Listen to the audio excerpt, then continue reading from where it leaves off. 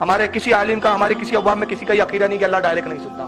ہمارا عقیدہ یہ ہے کہ اللہ سنتا ہے، مگر ہمارے گناہگار ہاتھ اس قابل نہیں کہ اس کی بارگاہ میں اٹھے.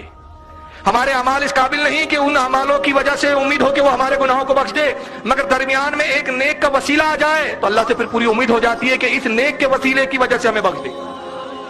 سبحان اللہ سبحان. وسیلے کا مقصد یہ ہے. اور دوسرا جھوٹ کیا کہا میری سمجھ میں نہیں آتا. میں نے کہا چلو یہ بات تو تُو نے سچ کہا، وہابیوں کے بہت کچھ سمجھ میں نہیں آتا، یہ بات تو صحیح ہے، میری سمجھ میں نہیں آتا. سورہ فاتحہ پڑھتے ہیں اہدنا الصراط المستقیم کہتے ہیں یہ ڈائریکٹ پہنچ جاتی ہے، نماز ڈائریکٹ پہنچ جاتی ہے، مگر جب بیٹا بیٹی کی بات آتی ہے تو آپ کہتے ہیں بزرگوں کے پاس جاتے ہیں، اولیاء سے کہتے ہیں بیٹا دلا دو بیٹی دلا دو. نماز جب ڈائریکٹ پہنچ جاتی ہے، یہ جاہل کا کوئی پوچھے کہ اول تو نماز بھی ڈائریکٹ نہیں پہنچتی، وہ بھی فرشتے لے جاتے ہیں.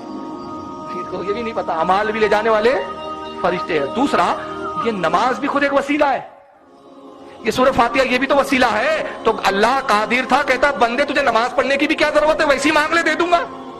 جی بے شک. تو نماز رکھ کر بھی تو وسیلہ ہی بتایا اس نے. ارے اس کی شان تو یہ کہتا ہے کہ نماز میں نے تجھے دی، ڈائریکٹ نہیں دی، درمیان میں نبی تھا. قرآن میں نے تجھے دیا، درمیان میں نبی تھا. اسلام میں نے تجھے دیا، درمیان میں نبی تھا. زکات میں نے تجھے دی، درمیان میں نبی تھا. حج تجھے دیا، درمیان میں نبی تھا. ارے جب میں رب ہو کر اپنے محبوب کے بغیر تجھے دیتا نہیں تو بندہ ہو کے ڈائریکٹ مجھ تک آنے